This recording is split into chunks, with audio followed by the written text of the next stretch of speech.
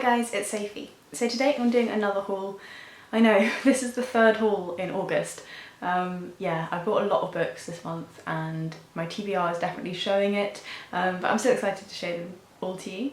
And the reason really why I've got so many more to show you and I'm not just putting them in September is because I went to the London Booktuber meetup, which was absolutely lovely.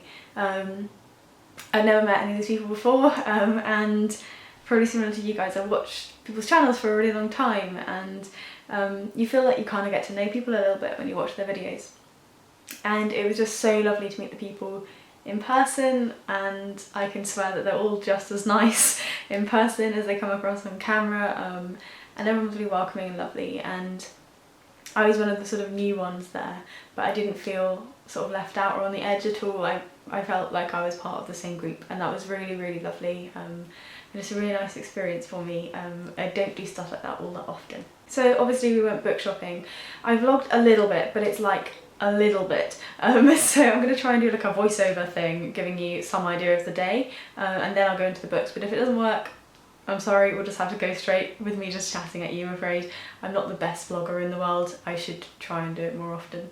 So I left the station super early, got on a train, got to London, and saw some lovely booktubers. We went around some bookshops in kind of all over London, but there's this lovely little street just full of little books, and with some of my favourite people to watch and to get to know as well. So the first one I have is Happy Are the Happy by Yasmina, Reza. So this one I don't know all that much about, and it is a sort of proof version, so the info is a little bit all over the place, and I think maybe the book is too.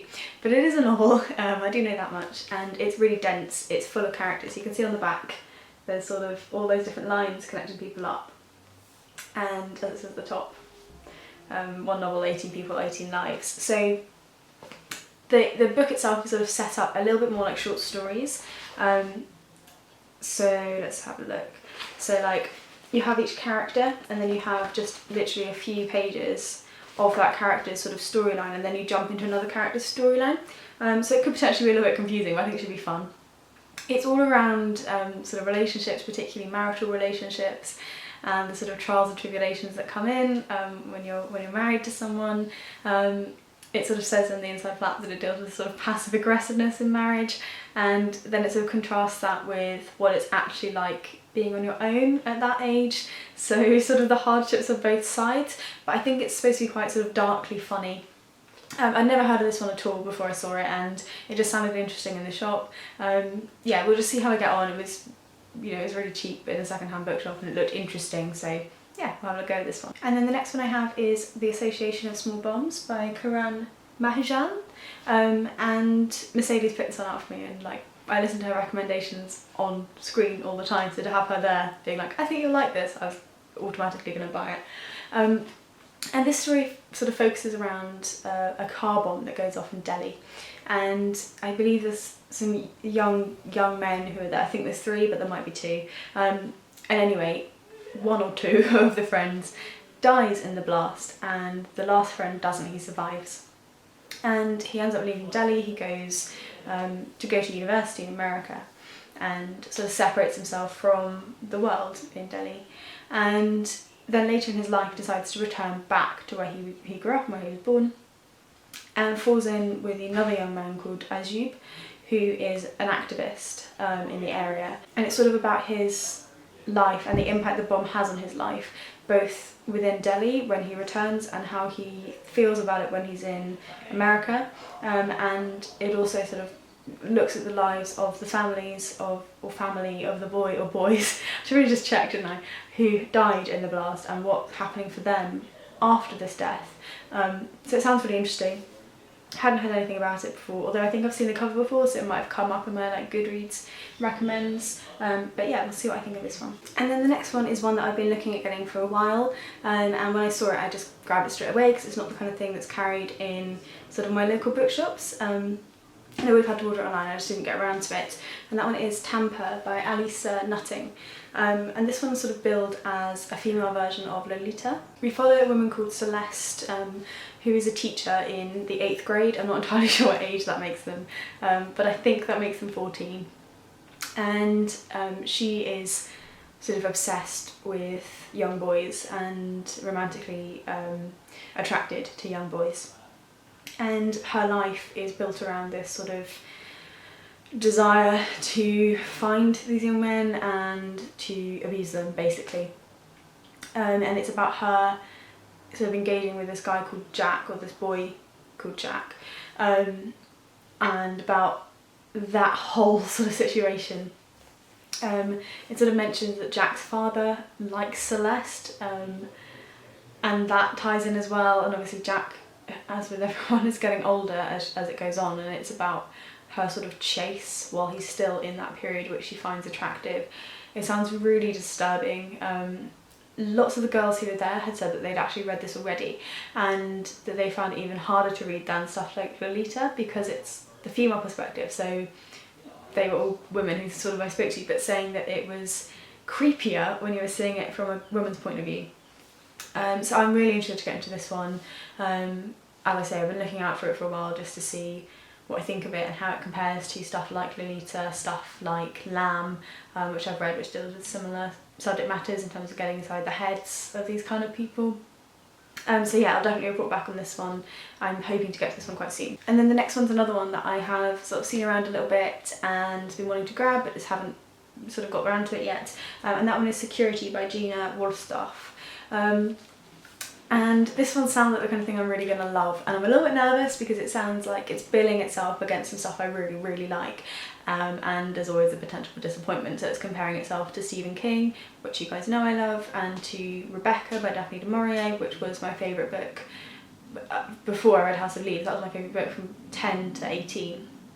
So there's definitely room for disappointment in here, but I'm trying to like temper my expectations going in anyway.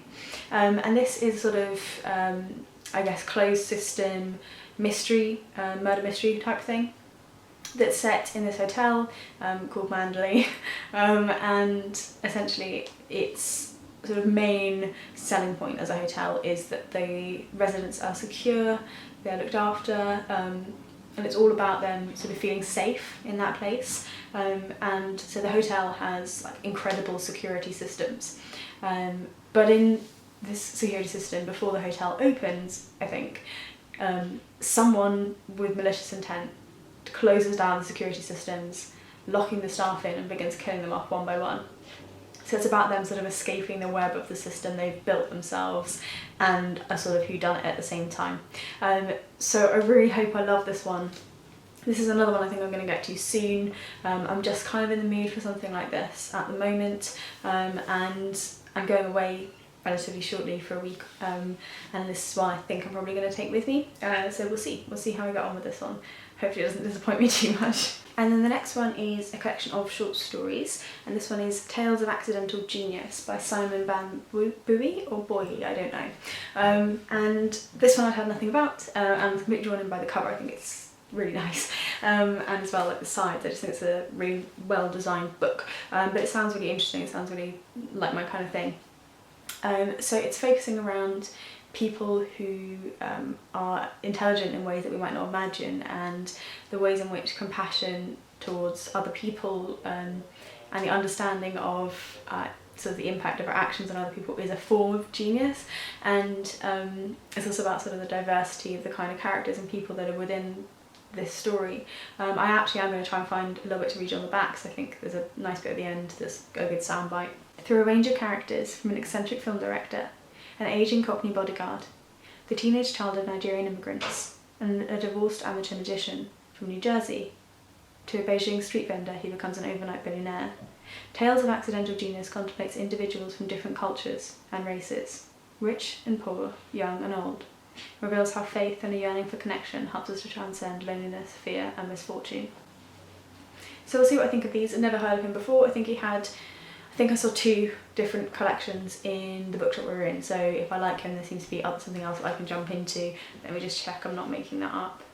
No, good, he has actually got non-fiction, plays and fiction, so it seems like there's more to go into than just this. I've never heard anything about this, and it may be no good, it may just sound good and look good. Okay, and the next one's a bit of non-fiction, and this one is The Ministry of Guidance Invites You Not to Stay by Hooman.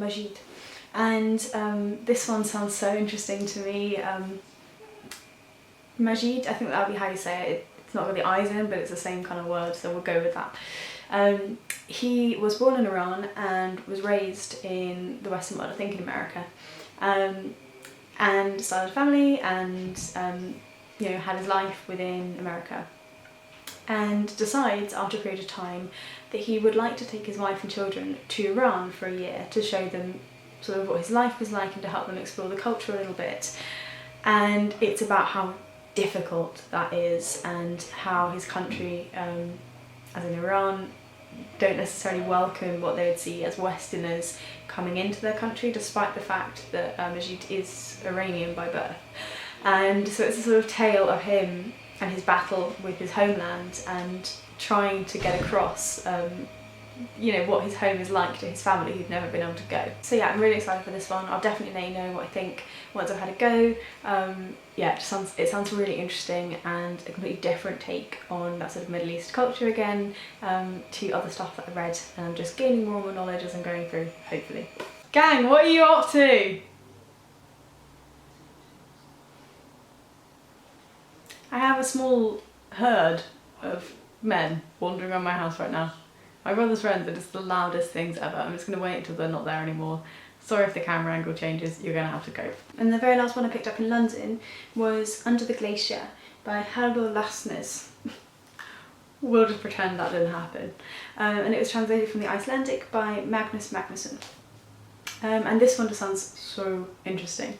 I picked it up and I was just like, yes, this sounds amazing. So this follows basically a sort of Icelandic archbishop who has a call to say that one of his pastors is not burying the dead anymore.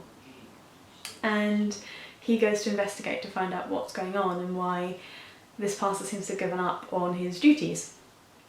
And as he sort of investigates more, he finds out that that's not even the start of what he needs to be worried about.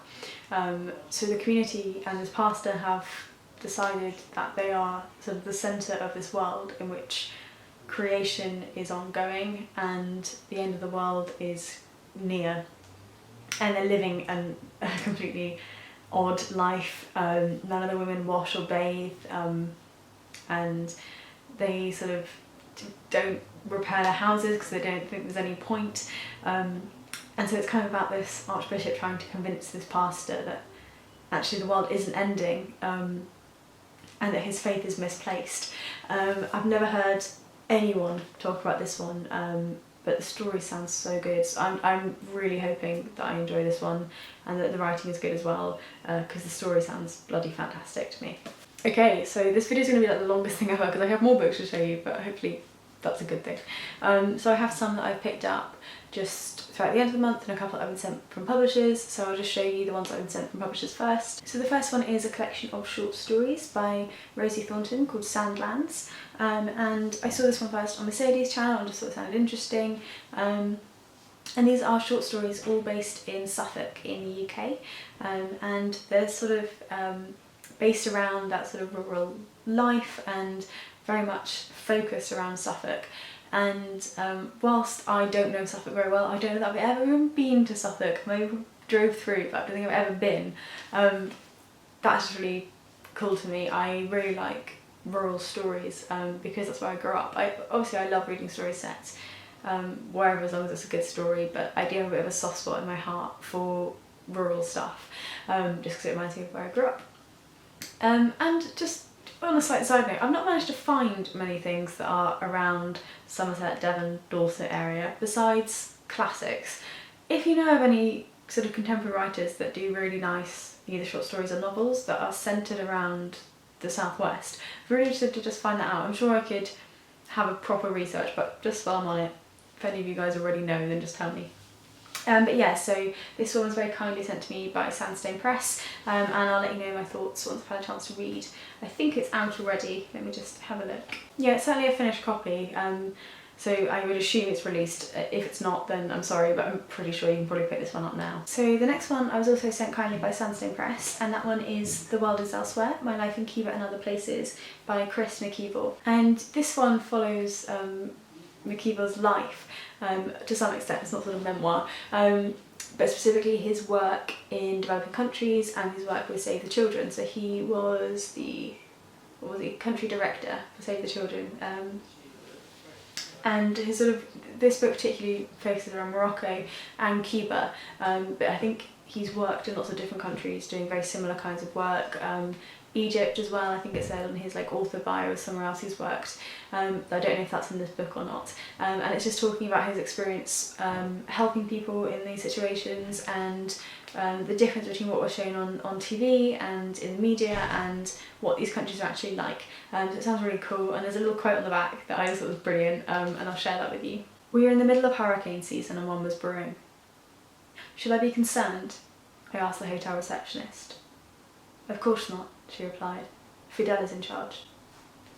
And I just thought that was so cool. So I'm really excited to get to this one as well. I'm really excited for all of them, I always am. But yeah, we'll see what I think of this one, and in a way I think it'd be nice as well just to read about a few different places, and I'm trying to reassess a lot of my prior sort of preconceptions of countries and of the way they run, and I think this could be useful for doing that. And then the next one I have is another sort of deep south focused story, because you guys know that I really enjoy Cormac McCarthy, and there's a few things I'm wanting to sort of spread out and grab and see if I enjoy too. So I got The Heart is a Lonely Hunter by Carson McCullers. And I know very little about this book, other than this is the one that gained a lot of critical acclaim for him, and I think was actually his debut, but don't quote me on that. And it follows a man who is a deaf mute, and it's sort of about him trying to interact with other people in the country and trying to sort of live, I suppose, and communicate as best he can with these other people. I don't know much else than that. I think it's more of a story that's based around character than it is around plot, but I'm interested to see what I think. I'm trying to go into this one relatively blind, because I think I had a bit of a block with sort of Western stuff, and actually I'm finding that I'm really liking it, so I'm just going to try and give it a shot and see what I think. Okay, so I just have two more. I know it's really long, but they are more non-fiction, and both of these I picked up because I've seen them referenced in a few other things I've read, and I thought it would be interesting and useful to read the actual texts themselves, because they seem to sort of sit in the core of a few of the other things in non-fiction that I've been reading. And the first one is Noam Chomsky's Failed States. I've never read any Chomsky before, but I have heard the name, thrown around a lot, so I thought it'd be good to pick one up. This one I think is probably quite controversial, but I think it sounds really interesting. So it's talking about how the US is able to take action on what's called failed states, and this book sort of puts the focus on the US and looks at what's happening internally, and sort of points out the double standards that are applied in how foreign policy is enacted, as compared to the way that response would be made to the same issues in the US or in a friendly nation, and how sometimes the US is just throwing its power around and actually isn't acting in a way that is sustainable or peaceful, even though that might be how it's putting itself out there. So we'll see what I think of this one. As I say, it's stuff that's been, the name and this book has come up in a few things I've read, so I'm just sort of interested to see what I think. And yeah, let me know if you've read any Chomsky and if you enjoy it, because I'm quite new and this is literally just the one that stood out to me the most, but I know there seems to be quite a lot of stuff there, so if there's one you'd recommend, then do let me know.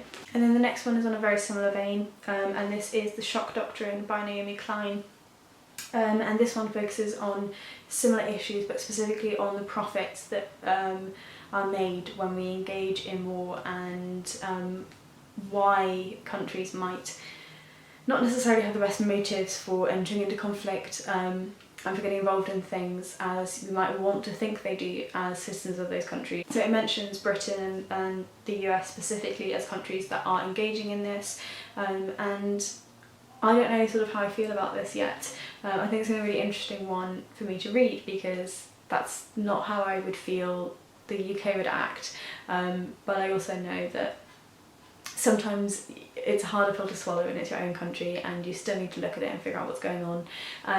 So yeah, I'm really interested for both this one and the Chomsky, and I think they're going to be quite eye-opening texts, just in giving me a different kind of viewpoint to the one that I've had for the majority of my life. So thank you for sitting with me for the last few hours of your life probably.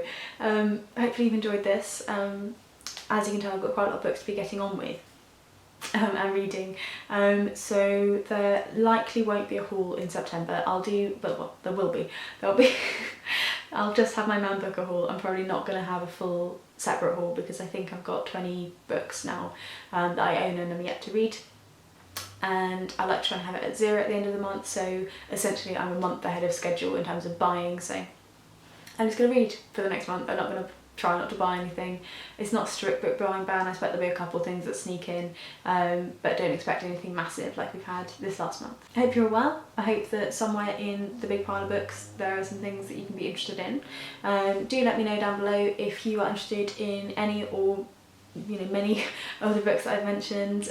If you've read some and you've enjoyed them, then let me know. If you've read some and you haven't enjoyed them, let me know also. But as I always say, just be kind, because I'm still going to read them even if someone says, I think it's the worst book. I've still bought them and so interested in them, so don't tear it apart for me.